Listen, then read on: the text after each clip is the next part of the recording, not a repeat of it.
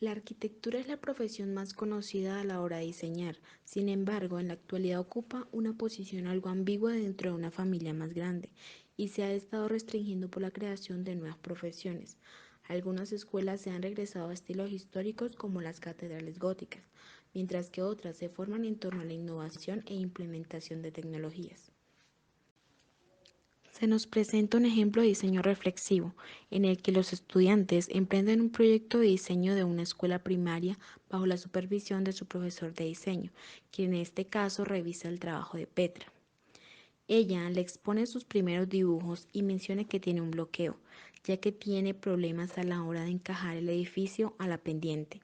A esto el profesor le ayuda colocando una hoja de calca y dibujando sobre sus dibujos, al tiempo que le explica las diferentes opciones que puede aplicar a su diseño, como incrustar las aulas a la pendiente y dividiéndola en 3 niveles.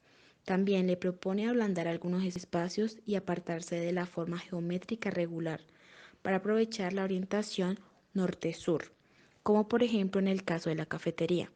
Esto lo hace mediante el lenguaje del diseño, enfocándose en un problema y demostrando los resultados en una solución de diseño.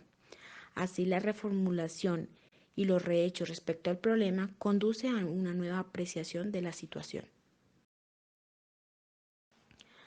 La investigación resultante es un experimento global, una reflexión desde la acción sobre un problema reestructurado.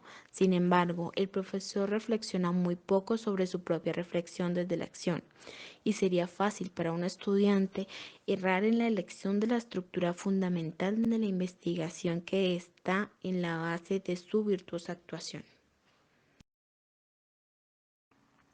En este proceso se puede encontrar 3 dimensiones: los dominios del diseño, las implicaciones y su cambio de posicionamiento. En los dominios del diseño, el profesor utiliza un lenguaje que combina el dibujo y el habla. Utiliza un lenguaje espacial donde le atribuye acciones a los elementos del diseño como si estuviera creando formas y organizando el espacio. También utiliza las palabras para nombrar los elementos del diseño, para describir las consecuencias y las implicaciones de las acciones. Implicaciones. Se da cuando nos damos cuenta de la repercusión de las acciones previas por las posteriores, sobre la base de un sistema de normas que gobierna la colocación de los elementos del edificio principal. Este sistema incluye normas para el acceso y el uso. Cambio de posición. El profesor habla de lo que puede o podría suceder y algunas veces de lo que debería o debe suceder. Cambia desde el reconocimiento de una posibilidad y la libertad de elegir hasta la aceptación de los imperativos que siguen a la elección. Donald Trump, en el capítulo 3, se refiere al proceso del diseño como la respuesta a las réplicas de la situación y que el diseñador reflexiona desde la acción. Desde allí empieza a desglosar y a explicar cómo el simple proceso de darle solución a un problema arquitectónico se convierte en un proceso de reflexión, en este caso, del diseño. Me llamó particularmente la atención cómo Sean categoriza el proceso de diseño en 3 dimensiones, donde deja ver que aunque este sea un proceso, entre comillas, sencillo e involuntario, cada cosa que se hace en él tiene su lógica y su argumentación, y que al pensar en ese proceso podemos ya estar reflexionando sobre el diseño. Pensar en esto y que a pesar de los problemas que se nos presenten por hacer cambios y aceptarlos, nos permitirá salir de la mente cuadriculada y soluciones cuadriculadas que podamos tener por el raciocinio y dejarnos llevar más bien por la reflexión de qué es lo que queremos lograr.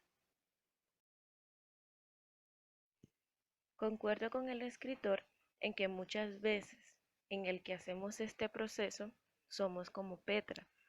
No sabemos cómo resolver un problema porque o no tenemos esas experiencias y esa acción en teoría, o simplemente no hemos explorado esa creatividad en nuestra mente. Entonces es aquí donde viene mi reflexión. Sabemos de que lo racional es aceptable teniendo en cuenta todos los puntos de vista, pero debemos de entender que hay líneas profesionales en las cuales esta razón debería quedar en un segundo plano. Y no es que queramos hacer las cosas por hacerlas. En cambio, todo debe estar siempre argumentado.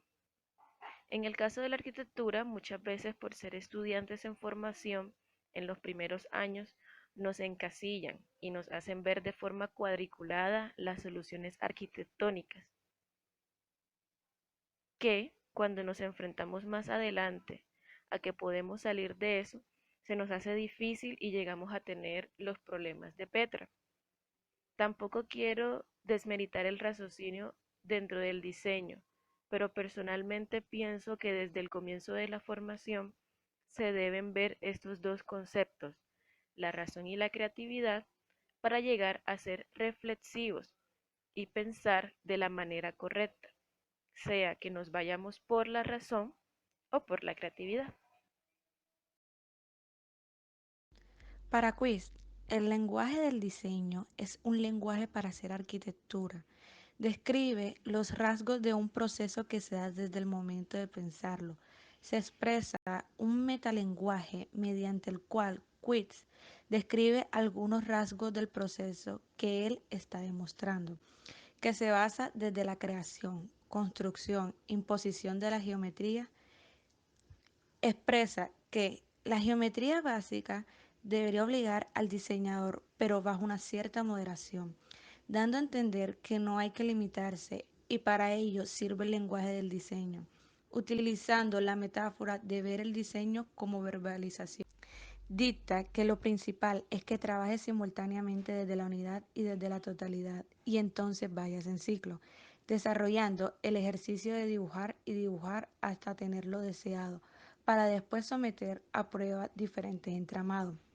Con su crítica de la posición de la admiración, Quist implica que todo lo que ha hecho un punto es la construcción de una geometría básica.